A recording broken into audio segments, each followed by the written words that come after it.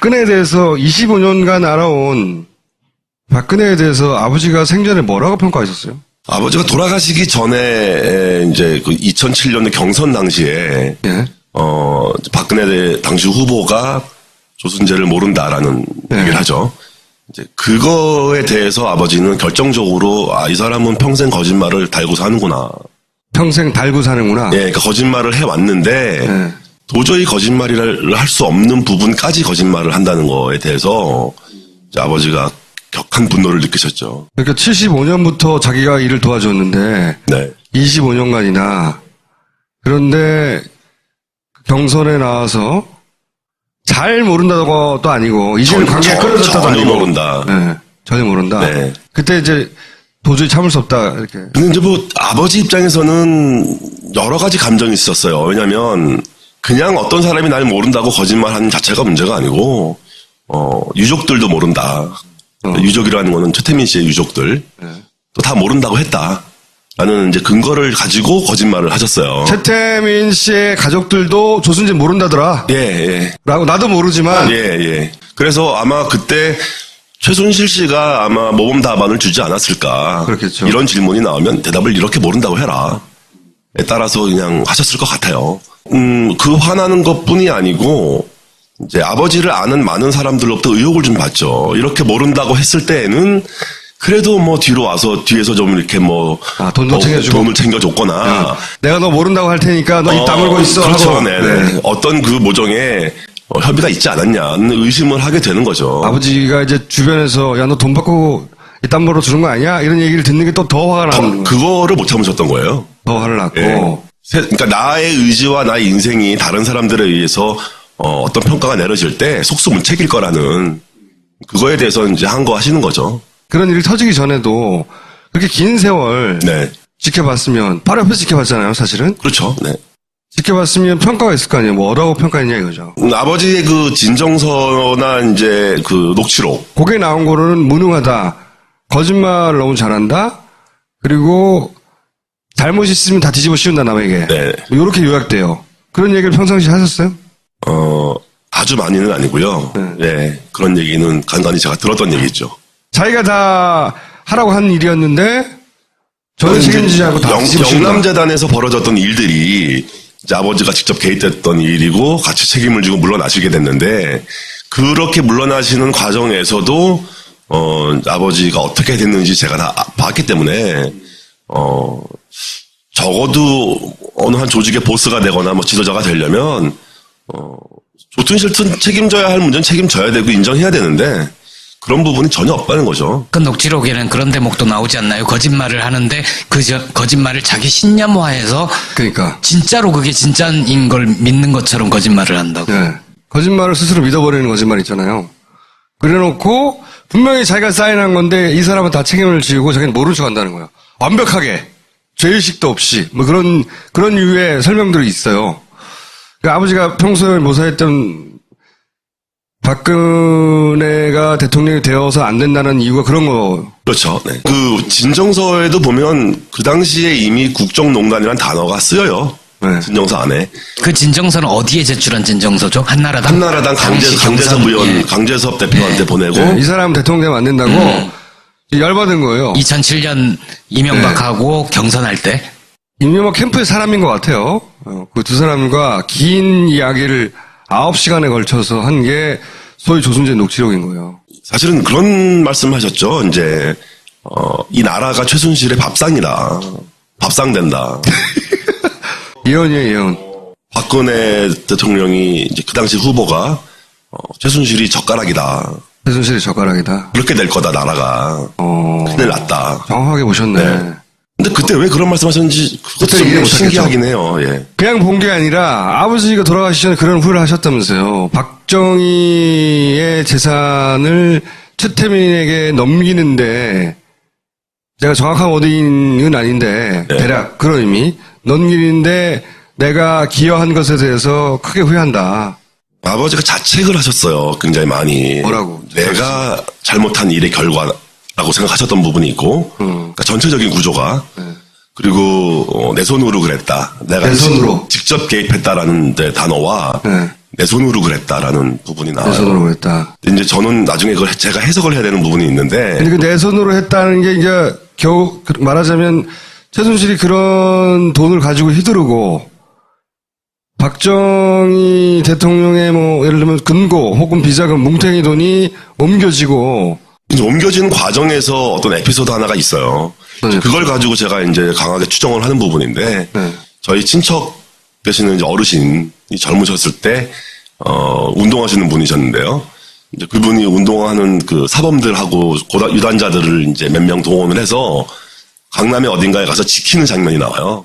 지키는 장면이요? 예, 그렇게 이제 아버지가 몇 명을 이제 요청을 해서 네. 데리고 강남에 있는 어느 건물에, 어느 집에 네. 가서 방에 있는 박스들을 지켜요. 근데 그 박스가 지킨 박스가 무슨 재산이 들어있었다고 하네. 이제 어느 방 안에서 한 2, 3일 정도, 며칠을 거기서 먹고 자고 하면서 그 박스들을 지켜주죠. 그래서 저는 그게 아마 이제 뭔가가 중요한 것들이 옮겨지는 과정에 어떤 중간 지점에서 그거가 아마 그거랑 관련이 있지 않냐. 그 시절이, 이제 11.6 사태가 나고 나서 직후에. 네, 직후 한두 달 정도 지난 시기로 이제 그 어르신은 기억하시니까 그때쯤 벌어진 정황상 그게 그거 아니겠냐라는 추정이죠. 금고가 그러면 이제 소위 청와대에 남아있던 금고가 혹은 청와대 안가나 혹은 거기 남아있던 재산이 옮겨지는 과정이었을 수도 있고요. 그죠? 저는 그렇게 추정을 한 거죠. 11.6 직후라면. 네네. 예. 그게 최태민 사망 직후라면 지난번 최재석 씨 스토리하고 이어지는데 이거는 아닌 거죠. 이거는 그 이전에 9년 얘기니까. 79년 그 정도 좀 이야기니까. 그리고 나서 돈이 크게 두 번 옮겨진단 말이죠. 한 번은 박정희로부터 최태민에게, 그리고 최태민으로부터 최순실에게, 자매에게. 일가에게. 예. 네. 두 번 옮겨지는데 앞부분은 그 시절에 최태민 씨 옆에서 최태민을 보좌할 정도의 이력이나 뭐 학력이나 경력을 가진 사람이 아버지밖에 없었기 때문에 충분히 그랬을 법한 상황인데 나중에 94년도에 네네. 98년까지 인연이 이어졌다고 하니까 94년도에도 혹시 그런 역할에 저희는 그때 최태민 씨 돌아가신 걸 몰랐어요. 역시 마찬가지로 통보를 안 했구나 여기도. 예. 그러니까 저는 저희 할머니가 돌아가신 것도 몰랐고요. 그러니까 재산 정리가 다 끝날 때까지는 저희는 몰랐어요. 그러면은 중간에 영남대학에 계셨으니까 영남대도 끊임없이 영남대 재산을 빼가지고 최태민에게 현금화하거나 글로 넘기는 작업이 있었다고 한단 말이죠. 네네. 거기는 관여됐을 수도 있겠다. 그렇죠. 네. 거기에는 아버지가 관련을 하셨고, 그러니까 어떤 식의 요청이든 최태민으로부터 요청이 있었을 거고, 네. 그 요청을 실행을 하셨을 거고. 그걸 이제 돌아가시 전에 후회한다고? 네, 그렇죠. 예. 그러니까 그 오랜 시간을 자기가 이렇게 관여했던 일의 결과가 자기 눈앞에서 자기를 부정당하는 결과로 나왔을 때, 이거 잘못한 거다. 내가 헛짓을 했다. 이런. 평생 헛짓을 한 것이다라고 후회하셨다. 예. 박근혜에 대한 조순재 씨의 평가예요. 녹취록에 보면 100% 꼭딱시다. 이제 아버지가 정해지면 한 획도 틀림없이 그대로 해버린다거나 꼭딱시다는 얘기 있어요. 그리고 결과적으로 잘못되면 책임 전가하는 것을 완전 밥 먹듯이 쉽게 했었다. 이런 평가들. 그러면서 이 영남 때 예를 듭니다. 예. 이게 녹취록 일부고요. 그리고 이런 거 있습니다. 업무에 대한 것도 결과가 나쁘면 전부 잡아 떼버린다. 사전에 다 상의하고 다 협의하고 다 최종적으로 했는데 결과가 나쁘면 전부 다 잡아떼고 자기 속 빠지면 된다. 그렇겠죠. 이런 질문이 나오면 대답을 이렇게 모른다고 해라.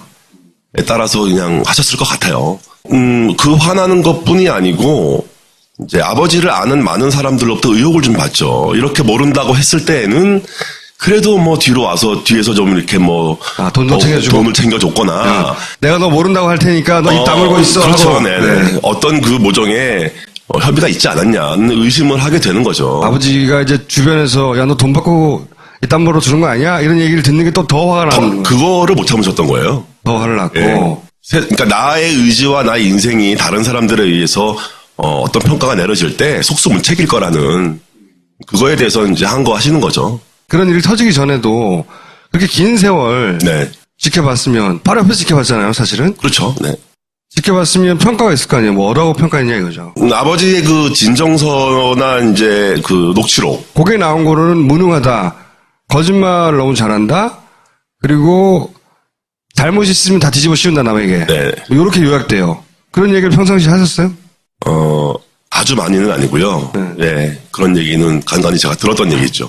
자기가 다 하라고 한 일이었는데 저는 책임지지 않고 다 뒤집어 씌운다. 영남재단에서 벌어졌던 일들이 이제 아버지가 친데 네. 저희 친척 되시는 이제 어르신이 젊으셨을 때 운동하시는 분이셨는데요. 이제 그분이 운동하는 그 사범들하고 유단자들을 이제 몇 명 동원을 해서 강남의 어딘가에 가서 지키는 장면이 나와요.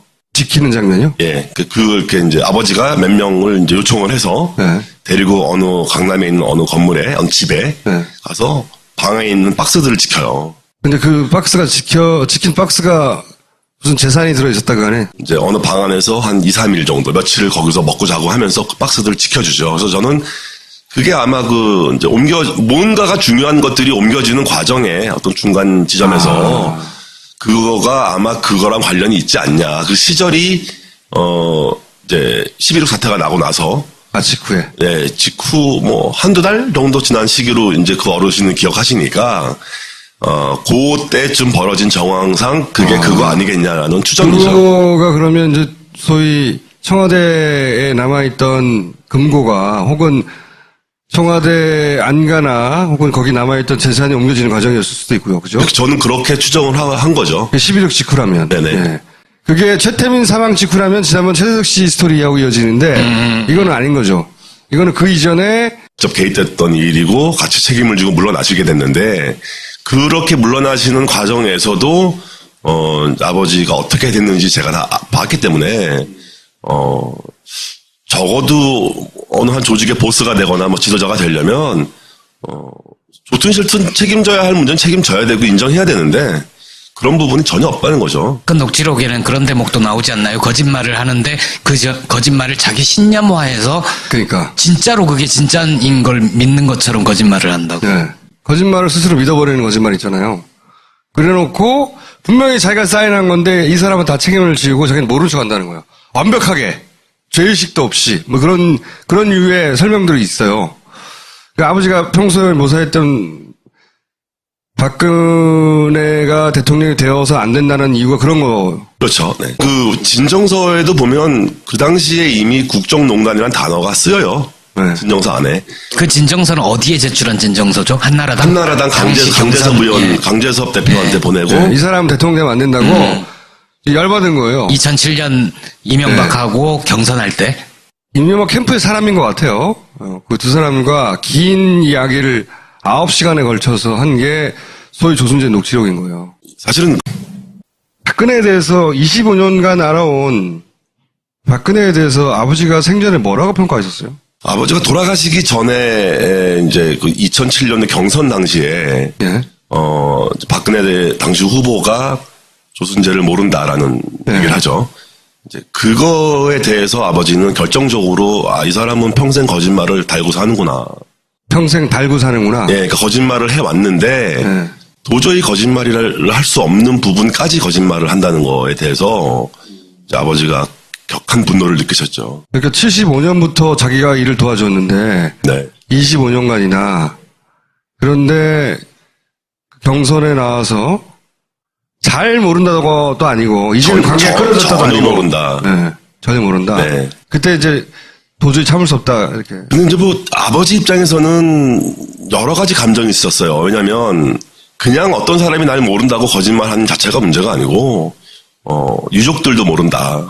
유족이라는 거는 최태민 씨의 유족들 또 다 모른다고 했다라는 이제 근거를 가지고 거짓말을 하셨어요. 최태민 씨의 가족들도 조순재 모른다더라. 예. 라고 나도 모르지만 예. 그래서 아마 그때 최순실 씨가 아마 모범 답안을 주지 않았을까 그런 말씀하셨죠. 이제 이 나라가 최순실의 밥상이다. 밥상 된다. 예언이에요, 예언. 박근혜 대통령이 이제 그 당시 후보가 최순실이 젓가락이다. 최순실이 젓가락이다. 그렇게 될 거다 나라가. 큰일 났다. 정확하게 보셨네. 네. 근데 그때 왜 그런 말씀하셨는지 그것도 그때 이해 좀 못하겠죠. 신기하긴 해요. 예. 그냥 본 게 아니라 아버지가 돌아가시기 전에 그런 후회를 하셨다면서요. 박정희의 재산을 최태민에게 넘기는데 제가 정확한 워딩은 아닌데 네. 대략 그런 의미 넘기는데 내가 기여한 것에 대해서 크게 후회한다. 아버지가 자책을 하셨어요. 굉장히 많이. 뭐라고? 내가 잘못한 일의 결과라고 생각하셨던 부분이 있고, 그러니까 전체적인 구조가. 그리고 내 손으로 그랬다. 내가 내 손으로. 직접 개입했다라는 단어와 네. 내 손으로 그랬다라는 부분이 나와요. 내 손으로 했다. 이제 저는 나중에 그걸 제가 해석을 해야 되는 부분이 있는데, 근데 그 내 손으로 했다는 게 이제 겨우 말하자면 최순실이 그런 돈을 가지고 휘두르고 박정희 대통령의 뭐 예를 들면 금고 혹은 비자금 뭉탱이 돈이 옮겨지고 이제 옮겨지는 과정에서 어떤 에피소드 하나가 있어요. 네. 그걸 가지고 제가 이제 강하게 추정을 하는 부분이